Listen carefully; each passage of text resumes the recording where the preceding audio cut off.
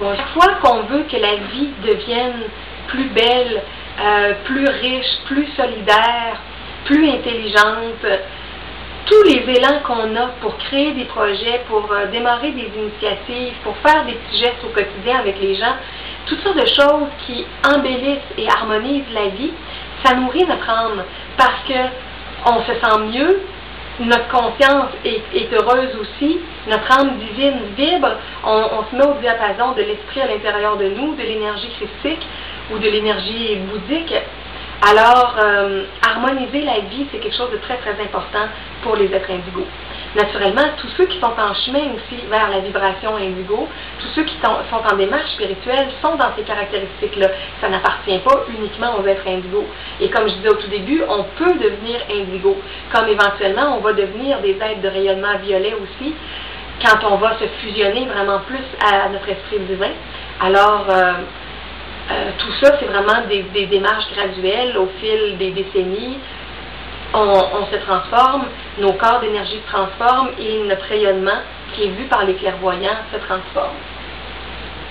OK, maintenant, je vais entrer dans les 25 caractéristiques principales. Les 8 premières que j'ai mentionnées, c'est plus des besoins vraiment, exprimer sa reliance, vivre sa vérité intérieure, être intègre, vivre dans la congruence, servir. Ah, je pense que je l'ai sauté, il me semble que je ne l'ai pas expliqué tantôt. Je vais revenir. Vivre libre, aimer et harmoniser la vie.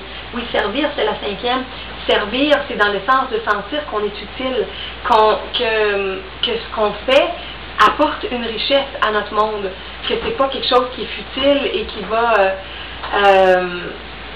se perdre. Il y a tellement de situations à améliorer, il y a tellement de problèmes, il y a tellement de gens en souffrance. Donc, un être indigo va vraiment chercher à apporter sa contribution. OK. Bon, maintenant, je pensais que je les avais suivis en ordre, mais finalement, en expliquant et tout ça, je ne respectais même pas l'ordre qui était sur mon petit papier. OK, les 25 caractéristiques principales. La première, se sentir étranger. Donc, comme je disais au tout début, parce qu'un être indigo vient souvent des dimensions de l'au-delà, qui a vécu là pendant très longtemps ou qui a vécu sur une autre terre, en arrivant ici sur le plan physique, cette personne-là se reconnaît moins. C'est un peu comme, disons, quelqu'un qui a vécu longtemps dans une ville ou dans un pays et qui tout à coup déménage dans une autre ville ou dans un autre pays, un autre continent, il peut y avoir un certain sentiment d'étrangeté au tout début. Dépendamment des mémoires d'âme, par contre, si on a déjà vécu là dans une autre incarnation, bon, on va se sentir moins étranger. Alors, quand ça fait longtemps qu'on n'est pas venu sur le plan physique de la Terre, on se sent vraiment étranger ici, et beaucoup d'enfants, d'adolescents, de jeunes adultes indigos vont se sentir étrangers, puis vont avoir de la difficulté à s'adapter. Une autre caractéristique, la deuxième, se souvenir de façon floue d'appartenir à une famille spirituelle. Moi, je me souviens, entre autres, d'une fin de semaine de croissance personnelle que j'avais faite, puis la femme qui nous guidait était en partie clairvoyante. Puis à un moment donné, elle avait fait un exercice de lecture d'aura, et cette fois-là, c'était la première fois que j'avais eu une confirmation externe de ma nature d'indigo. Je le savais intérieurement, mais personne ne me l'avait dit de l'extérieur, et cette femme-là qui lisait les auras de différentes façons m'avait dit comment mon aura était saturée en bleu foncé. C'est ce qui fait aussi parfois que les êtres indigos n'ont pas le goût de porter du bleu pendant certaines périodes parce qu'ils en ont beaucoup dans leur aura, ou veulent en porter beaucoup parce qu'ils se sentent bien. Ça peut être deux extrêmes, vouloir en porter ou ne pas vouloir en porter. Parce que souvent, dans nos vêtements, on va aller se nourrir d'une énergie dont on a besoin qui nous fait du bien. Donc, par rapport à la famille spirituelle, cette femme-là qui dirigeait l'atelier, elle nous donnait des messages de nos guides spirituels. Et au moment où elle est venue vers moi, elle m'a dit « Oh, j'ai une information spéciale qui vient d'un guide qui est là, qui est en lien avec une planète où tu as déjà habité. » Et ce guide-là, le temps qu'il était là, il faisait le lien entre cette autre planète-là et la Terre. Et je ressentais tout le contact énergétique. Je me suis mis à pleurer. C'est comme s'il y avait un pont énergétique qui était rapidement instauré entre ce lieu-là où j'ai déjà vécu, ma famille d'ailleurs, et ma famille d'ici sur la Terre.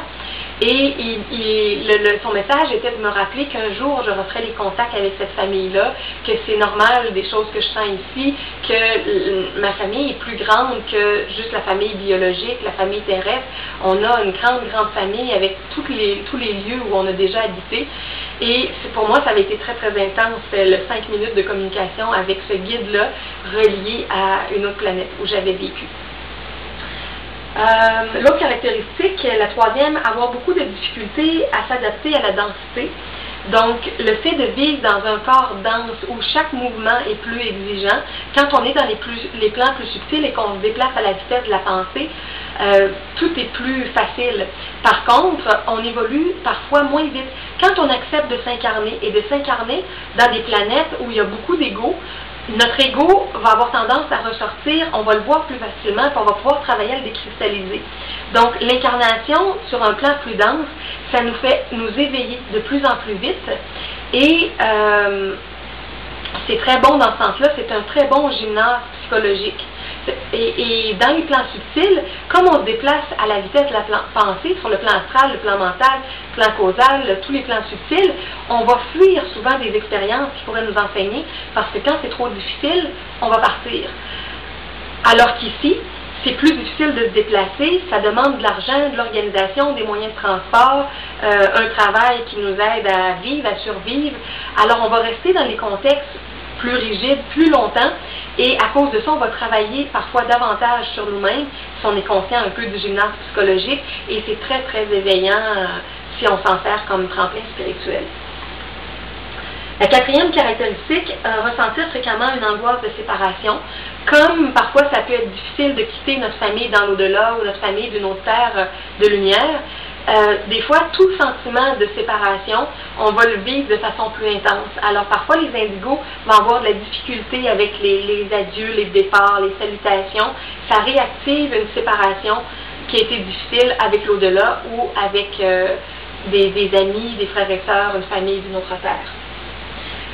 Une autre caractéristique, la cinquième, la sensation d'indignité ou de honte spirituelle, c'est que parfois, en réalisant qu'on vient sur une planète où il y a besoin de beaucoup d'aide, beaucoup de lumière pour aider à transformer les choses, on peut avoir le sentiment qu'on a fait quelque chose de pas correct, puis se sentir indigne ou avoir honte, puis se dire, mais coudonc, qu'est-ce que j'ai fait pour me retrouver ici, pour être dans ce contexte-là où il y a tant de guerres, tant de problèmes, tant de fraudes, de corruption, alors qu'en réalité, on est venu pour contribuer à élever la terre, à l'épurer, à faire sortir les scandales, à assainir les gouvernements, les associations, les organismes, les entreprises, partout où on amène notre énergie d'intelligence, d'amour, de créativité lumineuse.